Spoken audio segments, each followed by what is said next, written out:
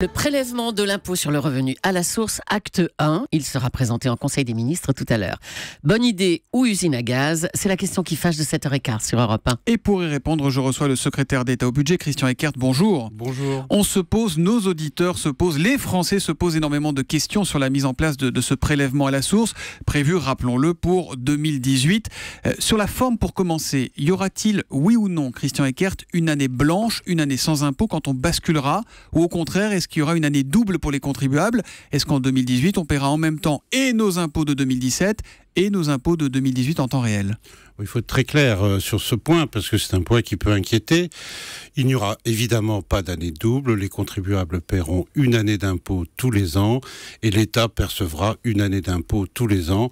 C'est l'engagement, bien sûr, et c'est le principe fondamental, l'un des principes fondamentaux de la communication que nous ferons tout à l'heure au Conseil des ministres. Donc 2017 sera bien une année blanche, on est d'accord? Écoutez, en ce qui concerne les revenus salariés, c'est-à-dire les revenus ordinaires, réguliers... Les revenus du travail, par exemple. Prenons un exemple. Si ça se met en place au 1er janvier 2018, en 2017, le contribuable paiera ses impôts par rapport à ses revenus de 2016, et en 2018, il paiera au fil de l'eau ses impôts sur la base des revenus de 2018. En revanche, les revenus du capital, eux, de 2017, on les paiera bien en 2018, en plus des revenus du capital de 2018? Les revenus exceptionnels, je vous parlais des revenus du capital, qui, je le rappelle, ont été mis au barème, au même barème que l'impôt sur le revenu. C'est d'ailleurs une réforme profonde que nous avons faite.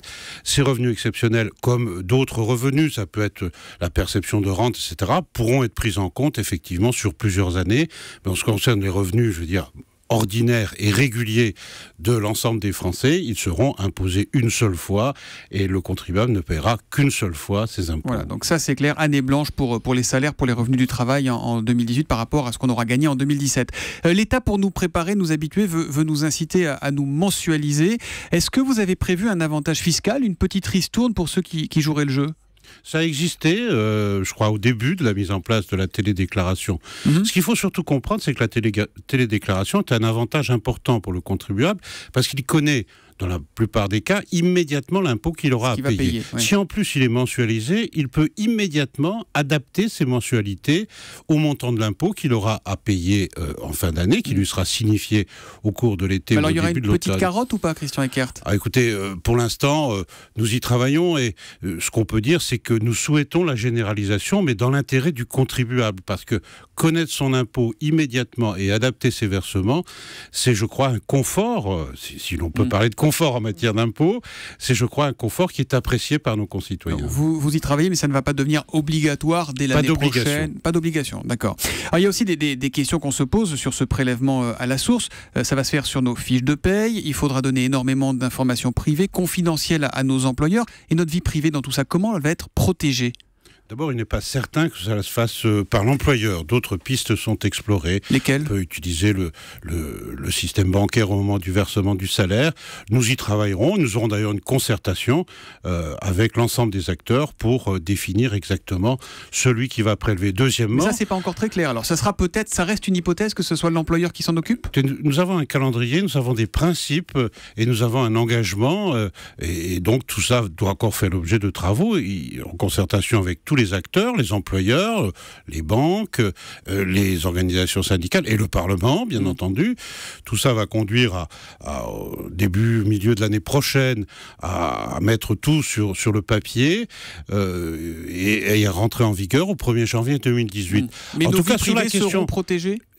Un taux d'imposition ne donne pas le détail de la situation familiale, fiscale ou des revenus de l'ensemble du foyer. C'est parce qu'en fonction du nombre d'enfants qu'on a, notre situation, notre patrimoine, on ne paye pas la même chose. Bien entendu, mais vous ne pouvez pas en connaître le détail. Si je vous dis que votre taux d'imposition moyen est de 12%, je ne saurais pas si c'est parce que vous avez des enfants, si parce que votre conjoint a un salaire, qu'il soit haut ou élevé, ou si vous avez des revenus à côté. Donc, le détail de la situation fiscale, bien entendu, restera le principe fondamental. Pour que ce ne soit pas une usine à gaz, est-ce qu'il ne faut pas commencer par nettoyer les niches fiscales en France? Il y en a plus de 400 aujourd'hui. C'est compatible avec le prélèvement à la source? Nous avons commencé à plafonner en tout cas l'ensemble des niches fiscales. Ça aussi, ça a été une réforme en profondeur que nous avons conduite. On l'oublie trop souvent. Ensuite, vous savez, on a l'habitude de dire dans chaque niche fiscale, il y a un chien qui mord. C'est-à-dire que tout le monde est d'accord pour supprimer les niches et puis lorsqu'on le fait, on a des résistances sens parce que il y a un nouveau nettoyage qui est prévu ou pas ? Non, il n'y aura pas de changement du mode de calcul de l'impôt.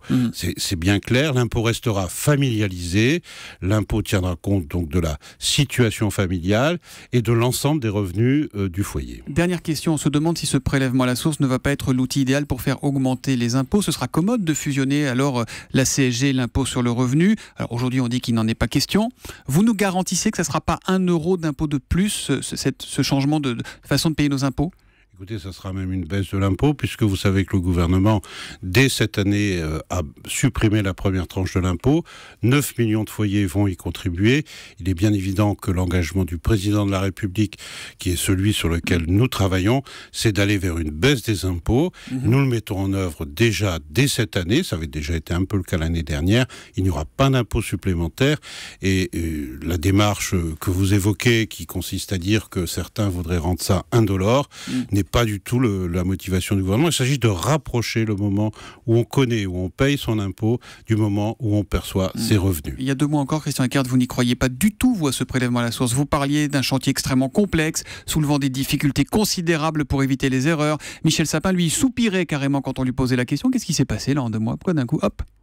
Moi, j'ai toujours été partisan de la retenue à la source. J'étais même un peu seul, Thomas Scotto. Je me souviens de ça. Consultez mon blog. J'ai toujours été... votre conférence de presse avec Michel Sapin le 14 avril, vous étiez un petit peu moins certain quand même. Parce qu'il y a un moment pour le faire, et puis il y a une sensibilité sur la question de l'impôt qui nous conduit aujourd'hui à être ambitieux et qui nous a conduit à ce que le président de la République nous demande tout à l'heure de faire une communication sur le sujet au Conseil des ministres et de prendre des engagements très clairs. Et irréversible, comme dit Michel Sapin, rien n'est jamais définitif en politique, si. En 2018, ce ne sera pas forcément François Hollande à l'Élysée. On n'est pas vraiment sur la politique, on est là sur des éléments qui concernent la fiscalité de nos concitoyens. Irréversible, vous reprenez ce terme, vous ? Vous savez, oui, bien sûr, je reprends ce terme. Mais on peut toujours dire que ce qu'une loi a fait, une autre loi peut le défaire.